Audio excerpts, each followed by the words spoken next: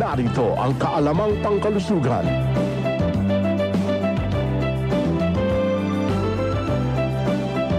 Ang pulmonya o pneumonia ay isang impeksyon sa baga kung saan ang baga ay nagkakaroon ng malubhang pamamaga na dala ng virus, bakterya, fungus at mga katulad na mikrobyo. Ang air sacs ng baga ay napupuno ng fluid o nana. Kasabay ng impeksyon na ito ang ubo, lagnat at hirap sa paghinga. Karaniwang napipigilan ng katawan ang pagkakaroon ng pulmonya, ngunit kung mahina ang immune system, ito ay lumalala. Kapag hindi ito naagapan, maaaring magkaroon ng sepsis kung saan lumilipat ang mikrobyo sa dugo at kumakalat sa iba't ibang bahagi ng katawan. Ang pangunahing layunin sa pag-iwas ng pneumonia ay ang pagpapatibay sa immune system. Mag-ehersisyo araw-araw at kumain ng mga masusustansyang pagkain. Iwasan ang paninigarilyo dahil pinapahina nito ang iyong baga at immune system. Kailangan din maging maingat sa mga maduduming bagay at lugar dahil maaaring pamahayan ang mga ito ng bakterya. Maaaring magpabakuna para sa proteksyon laban sa pulmonya. Ugaliin din maging malinis sa katawan para hindi ito kapitan ng mikrobyo. Magpatingin sa inyong doktor kung kayo ay makakaranas ng mga sintomas ng pneumonia upang mabigyan kayo